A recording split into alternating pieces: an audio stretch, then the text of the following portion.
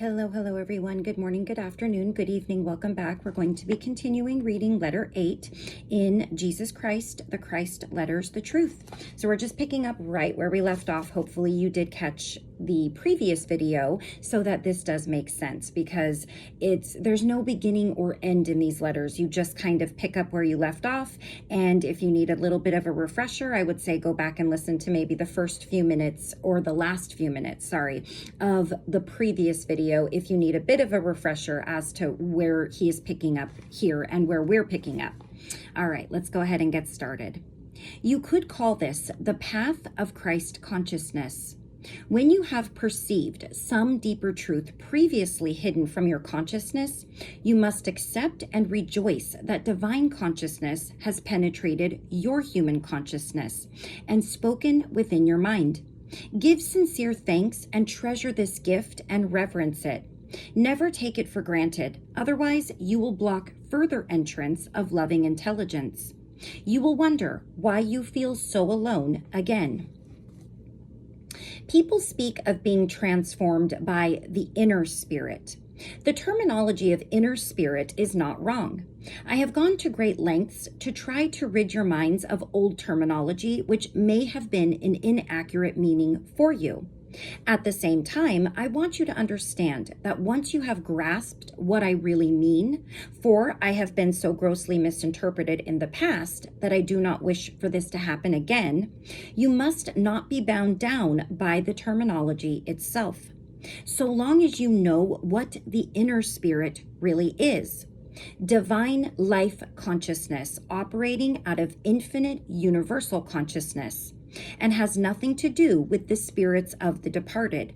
You may use the terminology which has most meaning for you, provided it is the meaning given you in these letters.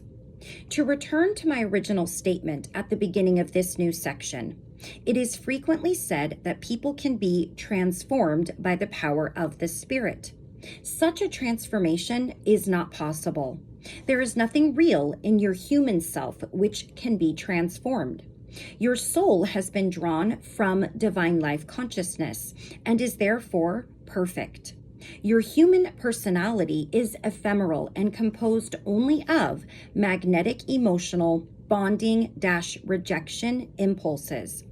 Consequently, divine life must gradually impregnate more and more of your consciousness to impel you to strip away these gross impulses in order to reveal the spiritual reality. Perhaps I can best explain this to you by using a parable. A girl of great beauty was kept hidden within heavy gray veiling, and an ugly face was painted on it. Thus, the truth of her being was kept secret, and few ventured near her because of her unattractive appearance. She grew up and realized that the cause of her loneliness and misery, loss of freedom of movement, and health were due to the veils. But she was so accustomed to them that she felt she would not survive without them. However, she was fortunate enough to meet an enlightened mentor from another country and was ultimately persuaded to discard just one veil.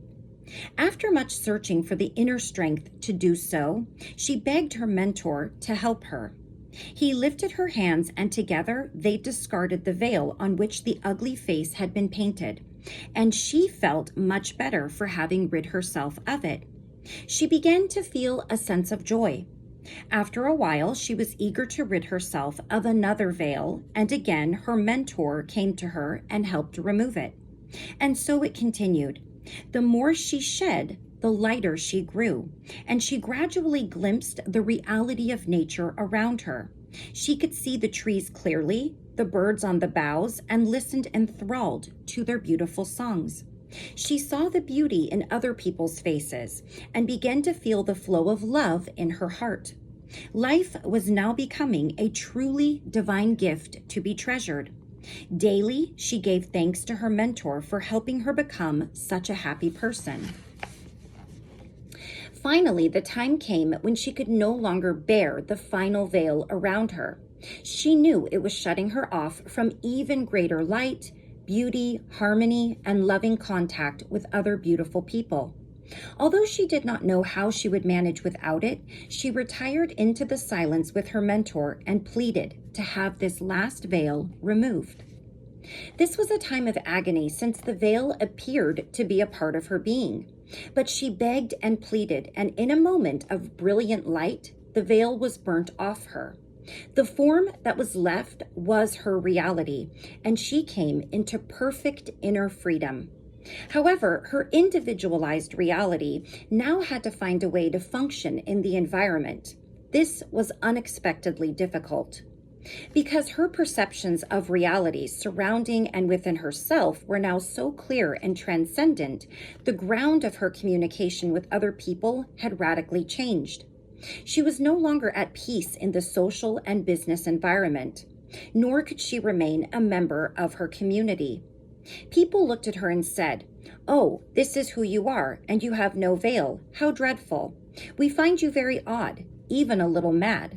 They turned their backs on her. What do you think she did? Did she long to go back in time when she was veiled as heavily as others? No, she had found such peace, joy, and fulfillment of need.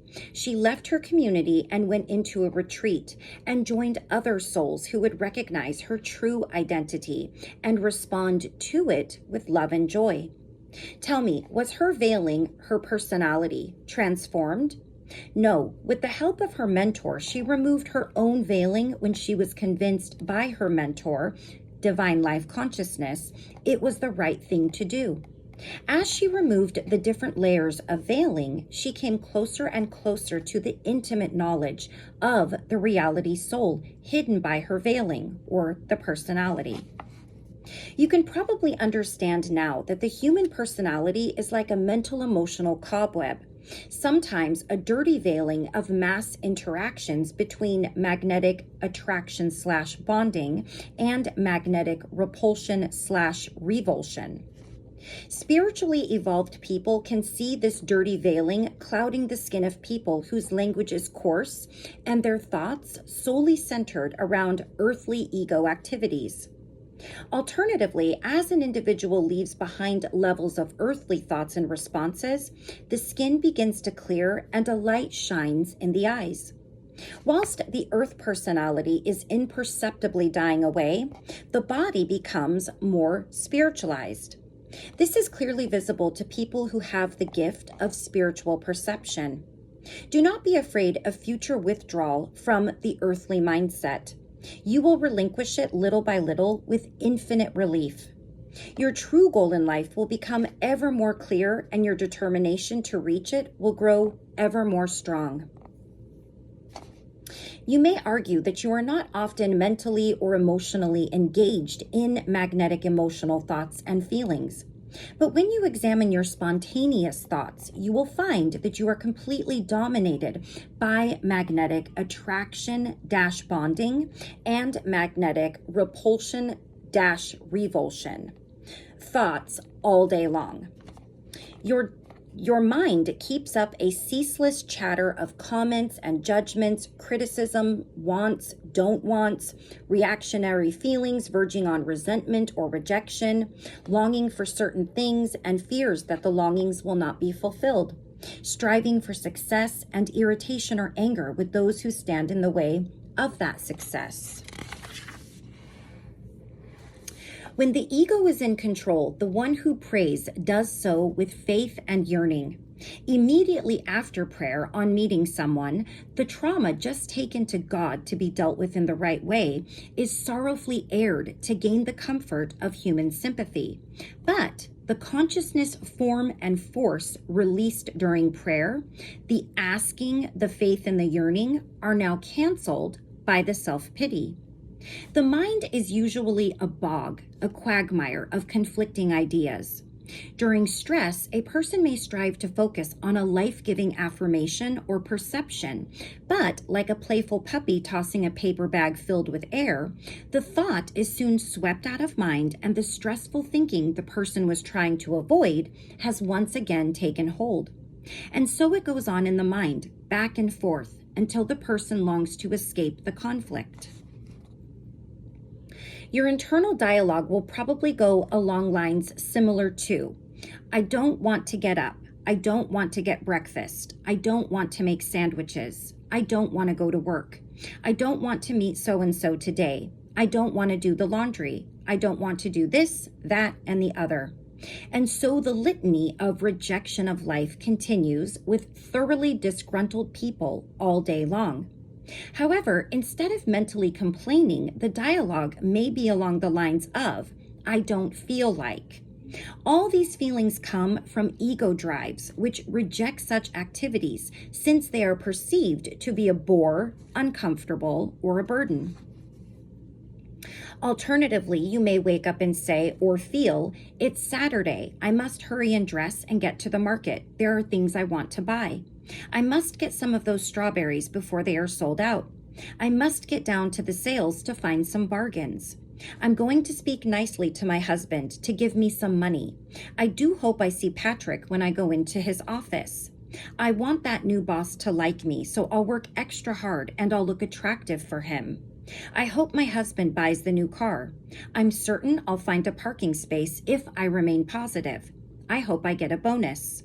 All these foregoing ideas come from the ego-bonding impulses. I want. You may also string together several bonding and rejection feelings. I hope my children go to sleep early so that I can relax. I hate it when they call for water and want me to read to them when I'm so tired, but I ought to be a good mother and spend a little time with them. I hope that I ought, good mother, spend time, are all connected by the magnetic attraction-bonding. These are the things you want for yourself. These thoughts also arise from fears of being asked to do more than you feel you can do at this moment. Fears of failure as a mother.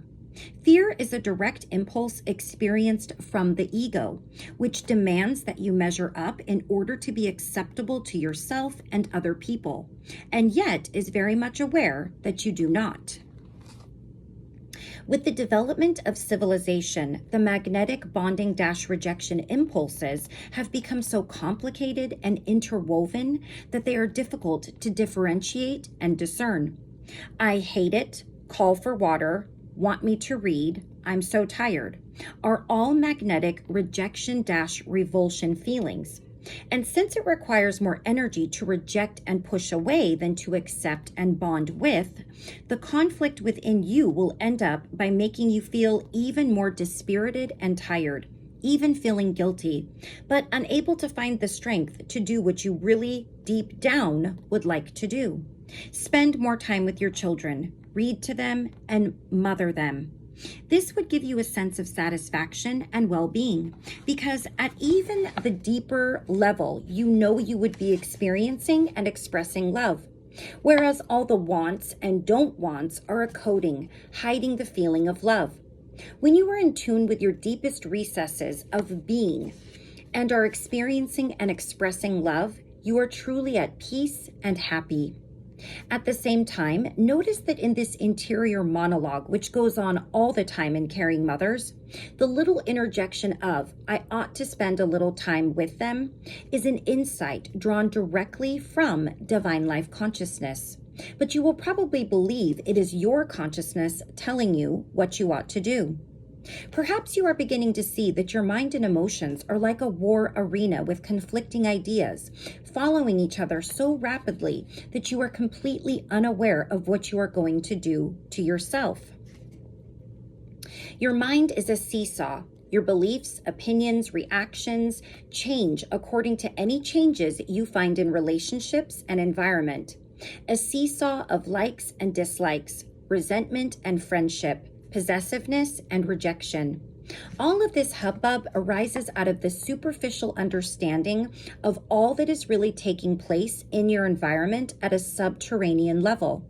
You are like boats sailing the seas. You can see the sky, but you have no inkling at all of the growth, movement, and life activity taking place under your keel. This means that you may think you are relating to someone in a real way, but underneath the surface and behind their pleasant exterior, your friend may feel lonely in your presence and aching to be understood and spoken to on a level more sensitive and empathetic, more suited to their needs as well as yours. Take for instance the following example. On the face of it, it appears to be completely harmless both to yourself and other people. But an analysis will show you it is anything but innocuous. I hope that bad-tempered woman is away from work today. First, to be able to make such a statement in your hidden consciousness, you have reviewed her behavior and condemned her for the problems she causes by her bad temper. You have hung a label around her neck, bad-tempered woman. You have created a consciousness energy force with her name on it. It won't do her any good. You want magnetically, not spiritually, that she should be absent from work to make life more pleasant for you. In the above statement, you reveal you are in the grip of ego completely, since you did not pause to wonder whether she was subject to any problem of character personality, any hidden sickness, misery, financial problem, causing her to be short-tempered. The hope she will be absent is in the nature of a curse on her. If your thinking was sufficiently passionate and powerful, she will probably pick up the negative consciousness energy force and suddenly feel too unwell to go to work. The same principle is involved in the development of emotional tension into nervous breakdowns. At the onset of emotional tension, the mind and emotions begin to race with magnetic-emotional rejection-repulsion-revulsion feelings. A person engages in continual thoughts such as, I can't cope, which is a rejection, outright denial of any existing energy that the person does have to deal with the crisis. I can't bear it also denies personal strength. I hate this happening to me. I hate the person doing this to me. I hate having to change my lifestyle. I hate, I deny, I refuse, I object, I oppose, I don't deserve. A particularly virulent consciousness form, thoughts, I'll get my own back, is a mixture of magnetic-bonding-rejection. In reality, the consciousness of such a sentence is, I hate him and what he has done so much that I will teach him a lesson. I will do to him exactly what he has done to me. I'll make him pay. This is pure revenge. Revenge is a boomerang which magnetically returns, bestowing suffering on some kind on the thinker. If he is on the path to Christ consciousness, it will also teach the sender a much needed lesson. All these foregoing thoughts and feelings, including the killer resentment, bring on nervous, even physical breakdowns. There may be some people reading these letters who will remember my confrontation with the fig tree near Bethany. I was hungry and foolishly looked for figs when they were out of season. When I found none, I said to the tree, May no one ever eat of your fruit again. And the tree withered to its roots and was dead by the following day, much to the astonishment of Peter. This was a time when I, as Jesus, was thoroughly irresponsible in the use of my mind power and caused damage for which I was contrite. I explained the true reasons for this incident fully in letter 3. However, when speaking to my disciples, I also used it as an example and warning of the power exercised by mind over living things. Let it be said also that on that day, I whipped and drove the moneylenders out of the temple and harshly denigrated the scribes and Pharisees to their faces. All these activities were magnetic-emotional bonding-rejection impulses. Deliberately, I set the seal on my soon-to-be death by crucifixion. I knew exactly what I was doing, for my time on earth was drawing to a close, and to tell the truth, I was eager to leave your world. When people first come on to the spiritual path and seek a higher power, many are taught by self-help teachers to engage in magnetic-emotional bonding thoughts to a greater degree. although such teachers have no idea that their instructions are serving to strengthen the power of the ego. The spiritual aspirant is taught, if you meditate, God or the power of my subconscious will help me get all my needs. I'm going to visualize the house I want and know I'll get it. I'm going to buy the clothes I need and have faith that I'll somehow find the installments. They concentrate on having faith and on getting what they want or need. At the beginning of their change in consciousness and the exercise of their faith, they do indeed feel great benefits. The desired objects do come into their lives, they find doors opening, they achieve success. This phenomena reveals that the material planes of their consciousness are becoming more spiritualized, and as a result, there are improvements in them. Life is less hard. But your lives are meant to express every level of your consciousness: mind, emotions, body. When you have mastered the physical realms of consciousness, your next adventure into spirituality is in the realm of your emotions. Therefore, suddenly, in the midst of your plenty, the winds blow and the rains fall upon your previously stable emotional consciousness, creating manifold miseries of every kind. These can be in the nature of loss of family, health, or possessions, sudden setbacks of numerous kinds in numerous areas of your life. It is at these times that so many lose their previous faith. Positive thinking doesn't work, they affirm. Let me just take a look and see where we're at as far as the pages we've read. Let's see. I'm just trying to break these up. 1, 2, 3, 4, 5. Okay, we're going to stop right there because we're already just after the 20-minute mark, and I've been trying to read about 5 pages each video for letter 8 since it is a bit longer. So we'll stop right there and pick up where we left off, and I think we may have 1 or 2 more videos, actually 1 more video. We have exactly 5 pages left to read for letter 8, and that will bring us to our final letter in this book, which is letter 9. So thank you all so very much for joining me. I love you all very much, and until I see you again, take care of yourselves and take care of those around you. And I'll see you next time for the rest of letter 8. Bye-bye.